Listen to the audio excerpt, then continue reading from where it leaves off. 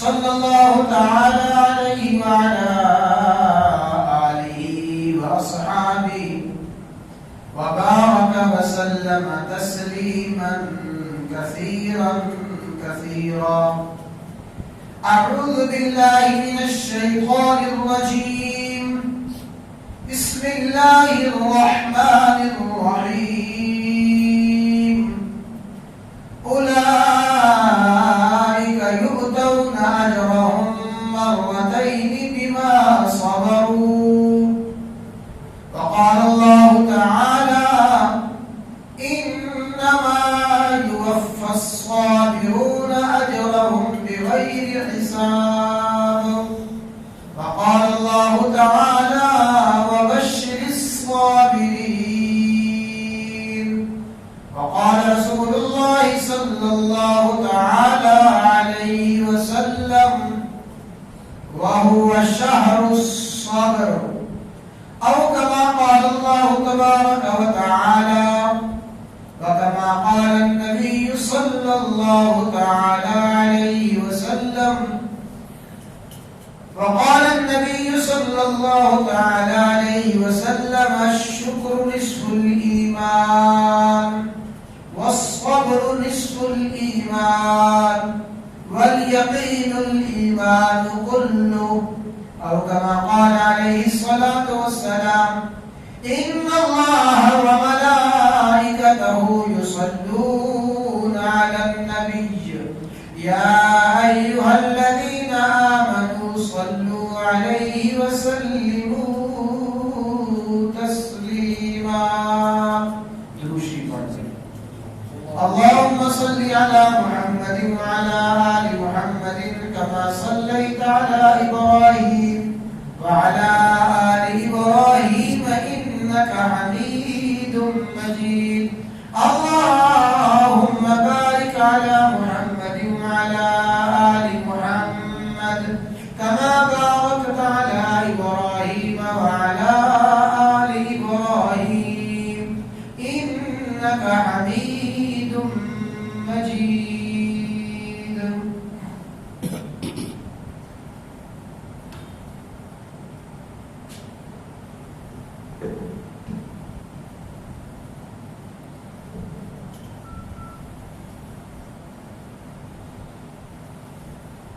بزرگان محترم،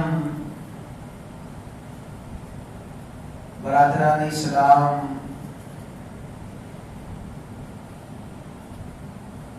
مقدس و متبرک مہینہ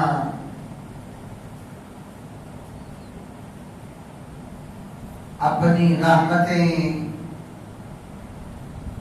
برکتیں تیزی کے ساتھ بکھیرتا ہوا رخصت ہو گیا ہے.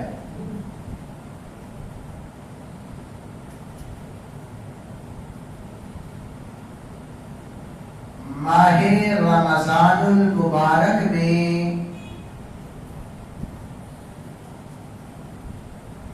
مسلمان جو اعمال کرتے ہیں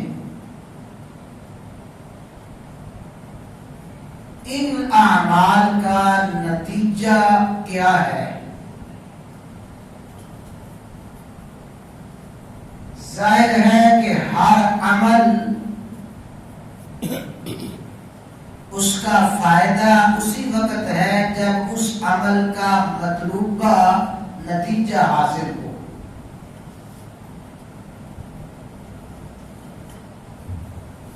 اہل اسلام نے ماہ رمضان میں قیام کیا، پر مشقت روزے رکھے،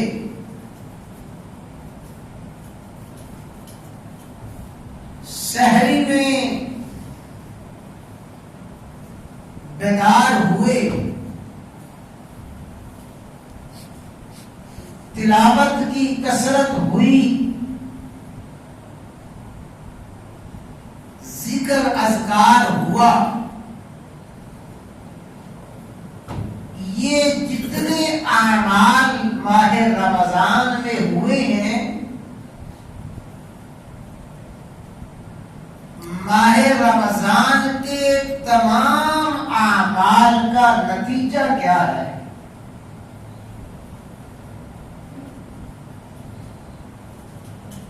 اور ابھی میں نے عرض کیا کہ انسان انتہائی جد و جہد کرے، محنت کرے، کوشش کرے،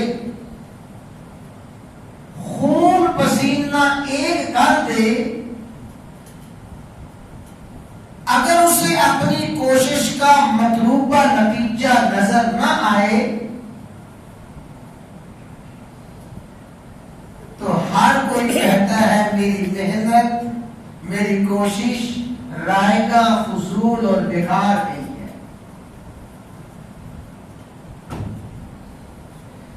ماہ رمضان کے اعمال کا نتیجہ کیا ہے؟ ظاہر ہے کہ پہلے عمل ہوتا ہے، پہلے محنت، جد و جہد، مشقت ہوتی ہے،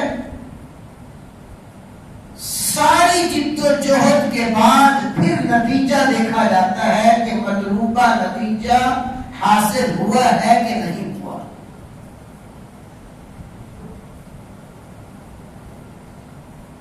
آج کے خطبہ میں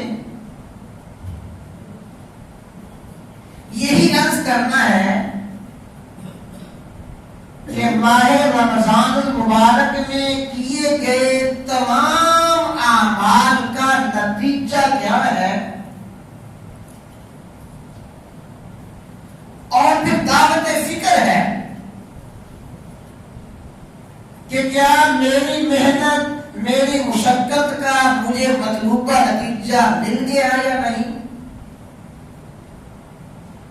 آپ نے جو جد و جہد کی، قیام کیا، روزے رکھے، تلاوت کی، ذکر اذکار کیا، آپ کو مطلوبہ نتیجہ ملا یا نہ ملا؟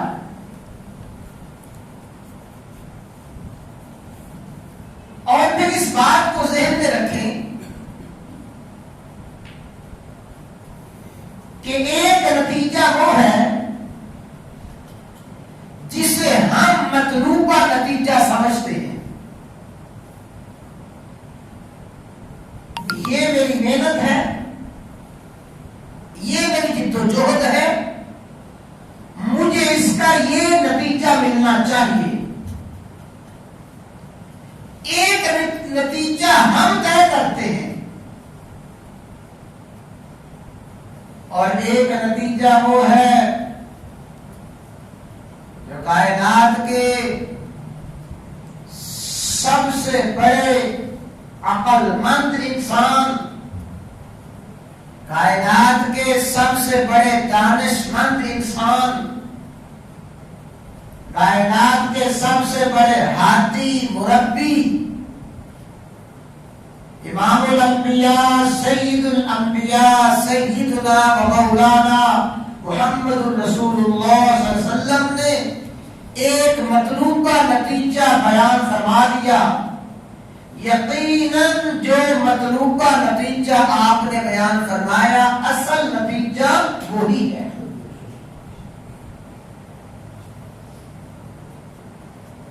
توجہ کے ساتھ بات کو سمجھیں۔ رسول اللہ صلی اللہ علیہ وسلم نے ماہ رمضان کے تمام اعمال کا نتیجہ بیان فرمایا ہے۔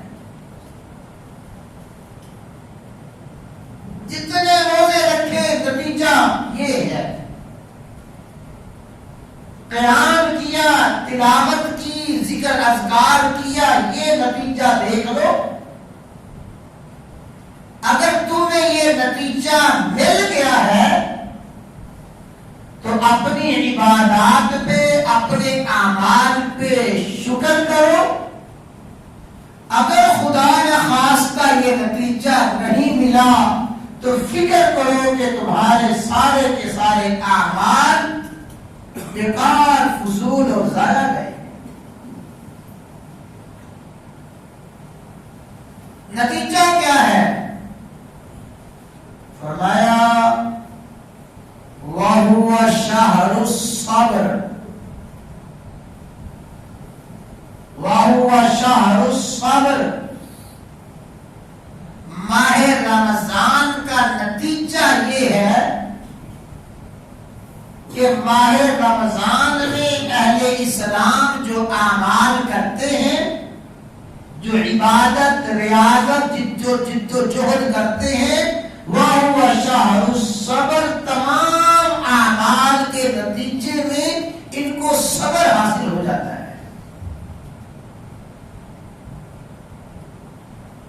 اعمال ماہ رمضان ان کا نتیجہ صبر، وَهُوَ شَهْرُ الصَّبْرِ ماہ رمضان تو صبر سکھاتا ہے۔ پورا مہینہ تربیت، پورا مہینہ ٹریننگ دیتا ہے صبر کی۔ انتہائی بھوک لگی ہوئی ہے، کوئی دیکھنے والا نہیں ہے، کوئی روکنے ٹوکنے والا نہیں ہے، کمرہ بند، ٹھنڈے پانی سے نہا ہے، کوئی دیکھنے والا نہیں، لیکن ایک قطرہ پانی کا حلق سے نیچے نہیں اتارتا، ایک لقمہ نہیں کھاتا۔ کیا ہے؟ صبر کی ٹریننگ، صبر کی تربیت دی جا رہی ہے۔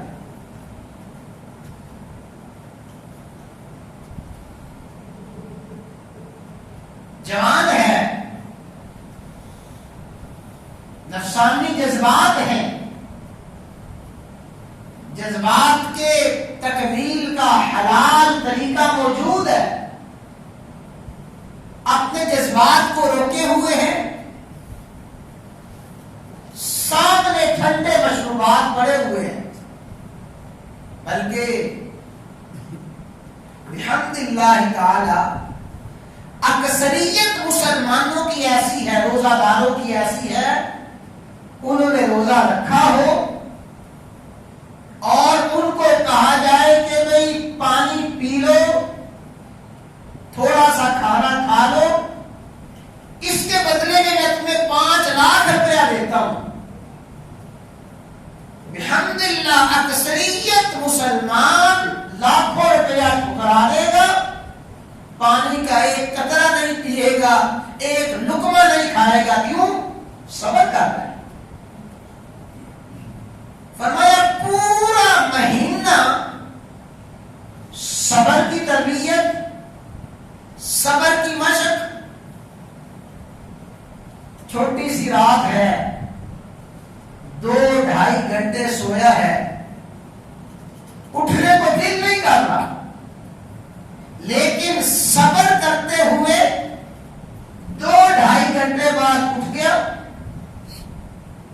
سحری کھا کے شدت کی نیند آ رہی ہے، سویا نہیں، صبر کرتے ہوئے نماز با جماعت کے لیے آ گیا، سارا دن صبر کے ساتھ روزہ مکمل کیا، تو پورے کا پورا مہینہ روزے دار کو صبر کی تربیت، صبر کی مشق کروائی جاتی ہے۔ رسول اللہ صلی اللہ علیہ وسلم نے فرمایا وَهُوَ شَهْرُ الصَّبْرِ اگر 29 روزے رکھ کے 30 روزے رکھ کے روزے داروں اپنا جائزہ دو، اگر صبر تمہارے اندر آ گیا ہے، تمہیں اپنی عبادت کا، ریاضت کا، جد و جہد کا نتیجہ مل گیا ہے۔ اگر صبر نہیں آیا تو سمجھو سارے کے سارے اعمال ضائع بیکار گئے۔ وَهُوَ شَهْرُ الصَّبْرِ رمضان مبارک کا مہینہ صبر سکھاتا ہے۔ اور بھائی صبر کے حوالے سے جب تک ہم پوری بات نہیں سمجھیں گے تو صبر کا مفہوم ادھورا رہے گا۔ پہلے تو یہ دیکھیں اللہ تبارک و تعالی نے صبر کے کتنے فضائل، صبر پہ کیا اجر، صبر پہ کیا انعامات رکھتے ہیں. فرمایا بشر الصابرین، صبر کرنے والوں کو خوشخبری ہو، بشارت ہو. کہیں فرمایا اولئک یؤتون اجرهم مرتين بما صبروا، جو صبر کرنے والے ہیں ان کو اللہ تبارک و تعالی دوہرا اجر عطا فرماتے ہیں. اور کہیں فرمایا انما یوفی الصابرون اجرهم بغیر حساب، اللہ تعالی صبر کرنے والوں کو بغیر حساب کے اجر عطا فرماتے ہیں. کوئی انتہا نہیں ہے اس اجر کی، کوئی اختتام نہیں ہے اس اجر کا جو اللہ تبارک و تعالی صبر کرنے پر عطا فرمائیں گے.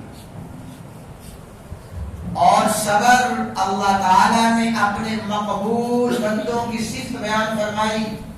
وَإِسْمَاعِيلَ وَإِدْرِيسَ وَذَا الْكِفْلِ كُلٌّ مِّنَ الصَّابِرِينَ، اللہ کے نبی اسماعیل، ادریس، ذوالکفل اور سارے کے سارے انبیاء کرام علیہ السلام فرمایا کل من الصابرین، سب صبر کرنے والے. اور اپنے بندے ایوب کا اللہ تعالیٰ نے خاص وصف بیان فرمایا، اس کی تعریف فرمائی. فرمایا انا وجدناہ صابرا، ہم نے اپنے بندے ایوب کو بڑا صابر پایا. حضرت اسماعیل علیہ السلام نے یہی فرمایا اے میرے ابا افعل ما تؤمر، جو حکم ربانی ہوا ہے اس پہ عمل کیجئے. ستجدنی انشاءاللہ من الصابرین، اگر اللہ تعالیٰ نے چاہا تو آپ مجھے صبر کرنے والوں میں سے پائیں گے. ابراہیم کی قربانی، اپنے لخت جگر کو ذبح کرنا صبر ہے.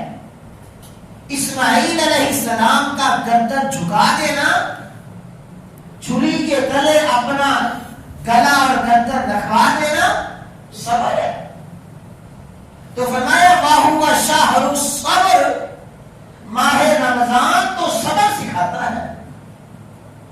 اگر صبر آ گیا اور صبر زندگی میں پیدا ہو گیا تو ماہ رمضان کا کامیاب نتیجہ، 100% کامیاب رزلٹ تمہیں مل گیا اگر تم ماہ رمضان گزارنے کے بعد صابر بن گئے. آپ مختصر صبر کا مفہوم سمجھ لیں، مطلب سمجھ لیں، اس لیے کہ ہمارے ذہنوں میں صبر کا مفہوم بڑا ہی مختصر ہے. ہم نے صبر کو انتہائی محدود کر دیا. صبر کیا ہے؟ علماء نے، محدثین نے، فقہاء نے، مفسرین نے فرمایا کہ صبر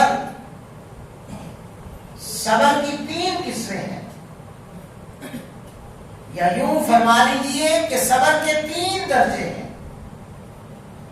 سب سے پہلا درجہ الصبر علی الطاعات، الصبر علی الاوامر، اللہ تعالیٰ کے احکامات پہ، اللہ تعالیٰ کی اطاعت پہ جمع رہنا، اللہ کی اطاعت پہ قائم دائم رہنا، یہ صبر کا سب سے پہلا درجہ ہے. الصبر علی الطاعات، اطاعت الہیہ پر صبر کرنا. اور صبر کہتے ہیں جمع رہنا، ڈٹے رہنا. الصبر علی الطاعات، اطاعت پر، اللہ تعالیٰ کی فرما برداری پر جمع رہنا، ڈٹے رہنا، یہ صبر کا پہلا نتیجہ ہے. مثلا اللہ تعالیٰ کی اطاعت میں عبادات، معاملات، اخلاقیات، جتنے بھی احکام ربانی ہیں، تمام احکام ربانی پہ بندہ مومن ڈٹا رہے، جمع رہے، خوشی ہو، غمی ہو، خوشحالی ہو، تنگ دستی ہو، جیسے بھی حالات ہوں، ہر حالت میں حکم ربانی پہ ڈٹے رہنا یہ صبر کا سب سے پہلا درجہ ہے۔ جائزہ لے لیں، اپنا احتساب کر لیں کہ ہم میں سے کس کس کو صبر کا یہ درجہ حاصل ہے۔ صبر علی الطاعات، صبر علی الاوامر، اللہ تعالیٰ کی اطاعت پر، اللہ تعالیٰ کی فرما برداری پر بندہ جم جائے، یہ ہے صبر۔ ماہ رمضان میں، پورے ماہ رمضان میں یہی ہوتا ہے۔ اللہ تعالیٰ نے کھانا پینا منع فرما دیا، انتہائی طلب ہے، انتہائی طلب ہے، انتہائی طلب کے باوجود اللہ تعالیٰ کے حکم پہ ڈٹا ہوا ہے، اللہ تعالیٰ کے حکم پہ جمع ہوا ہے، نہ کھا رہا ہے، نہ پی رہا ہے، نہ حلال طریقے سے اپنی خواہشات شہوات کو پورا کر رہا ہے۔ یہ ہے حکم ربانی پر، احکام خداوندی پر جمع رہنا، احکام خداوندی پر ڈٹا رہنا، صبر علی الطاعات۔ اور جو بندہ اطاعت خداوندی، اطاعت رسول اللہ صلی اللہ علیہ وسلم کو اپنی خواہشات، اپنی مرضی اور اپنی منشا کے مطابق پورا کرتا ہے، دل چاہا نماز پڑھ لی، دل چاہا حلال کما لیا، دل چاہا روزہ رکھ لیا، تلاوت کر لی، جو دل چاہا کیا، یہ احکام خداوندی پہ صبر نہیں ہے، یہ تو اپنی خواہشات پہ صبر ہے، اپنے جذبات، اپنے احساسات پہ صبر ہے۔ تو صبر علی الطاعات۔ اور بھائی دوسرا درجہ ہے صبر علی المحارم، میرے مالک نے، میرے خالق نے جن باتوں کو حرام فرمایا ہے، جن باتوں سے منع فرمایا ہے، جن باتوں سے بندوں کو روکا ہے، ان باتوں سے رکے رہنا، رکے رہنا، ہر حال میں رکے رہنا، یہی صبر ہے۔ پتہ نہیں ہم نے صبر کا مفہوم اتنا محدود کیوں کر لیا۔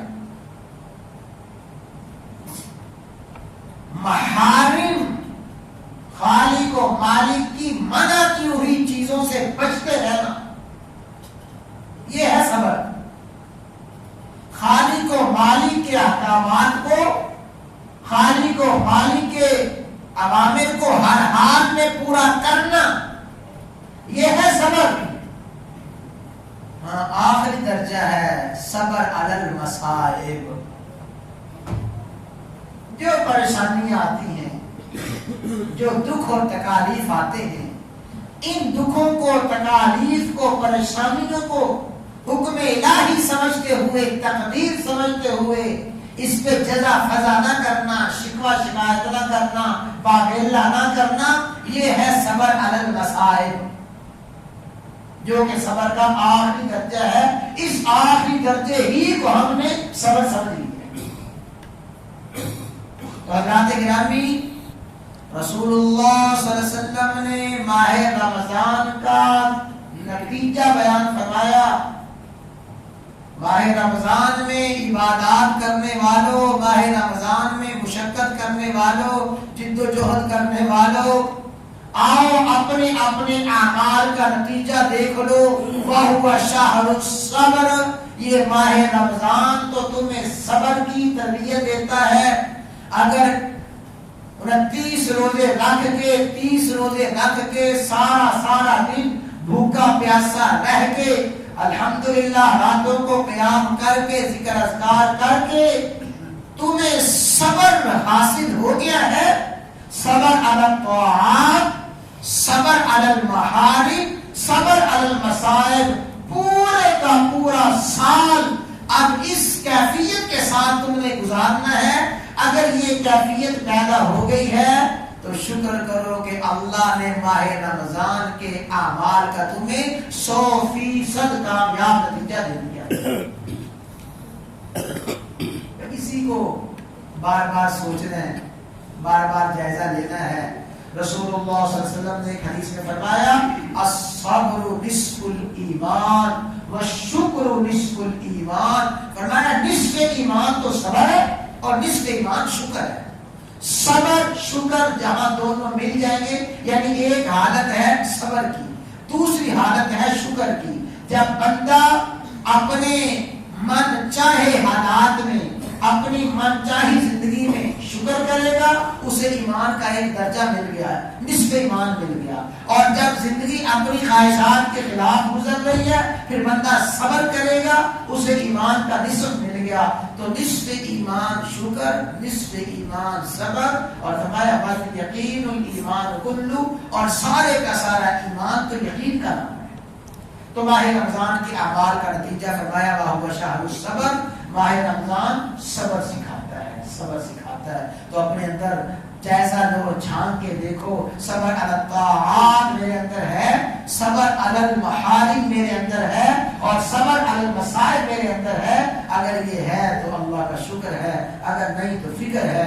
اللہ تعالی ہمیں اپنا جائزہ لینے کی اور اپنا محاسبہ کرنے کی توفیق عطا فرمائے۔ جو باتیں عرض کی گئی ہیں اللہ تعالی ان باتوں کو سمجھنے کی، عمل کرنے کی توفیق عطا فرمائے۔